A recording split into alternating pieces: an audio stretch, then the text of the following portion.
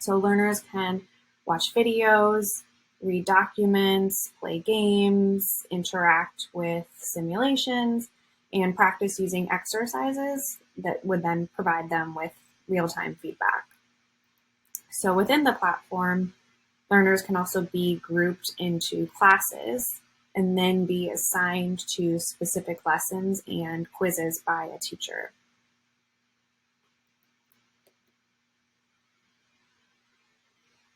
So when you were thinking about how Kolibri might be integrated into your classroom teaching, I wanted to give just one example to help make the picture a little bit clearer. So I'm going to play this video for a second. Tupo tunakaribiana sana. They're moving. They have very small distance between them. They're vibrating. Kwa hiyo na small Okay, so in this video we have Mude, who is a SESMAT trainer and chemistry teacher, and he here is introducing a chemistry lesson on the states of matter, and he's not using any technology for this step. So when we think about blended learning, what I would typically say is to see what's possible with Kolibri and then integrate it where you are comfortable doing so, but not to think of it as trying to replace all parts of a lesson.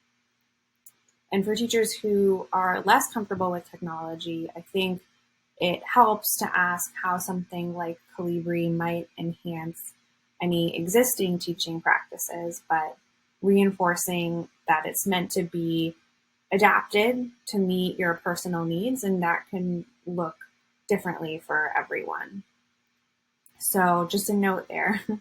But then for step 2, after the concept was introduced, the group then opened up Kolibri and engaged with an interactive resource covering the states of matter, which I actually have here. So here's what that resource looks like on Kolibri. It allows learners to explore the different states of matter, so clicking through solids, liquids, gases, and then exploring how the states change with adding pressure and temperature changes.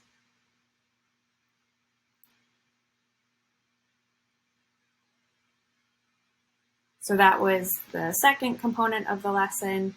And then the third part was ending with having learners complete a quiz on some of the concepts that they had just learned. So it was kind of a 3-part blended lesson just to get you thinking about what's possible with Kolibri.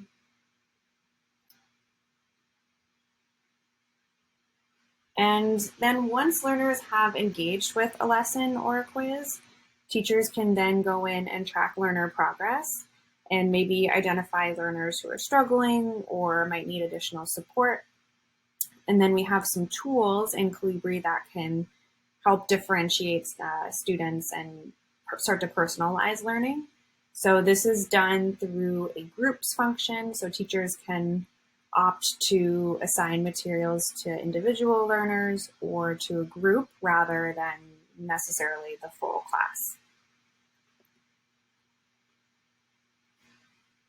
Learning Equality has also developed the openly licensed Kolibri Edtech Toolkit, which contains different pedagogical materials to support blended learning and training of trainers.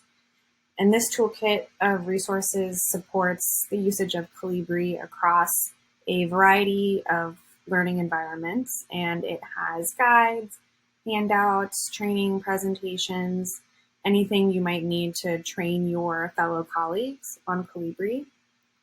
But I also know that Isaac has created some other resources himself, some fantastic video modules that are great for learning how to use Kolibri, that are more engaging than these PDFs. So I think those can be shared as well. And in addition to the sample chemistry lesson that I shared, I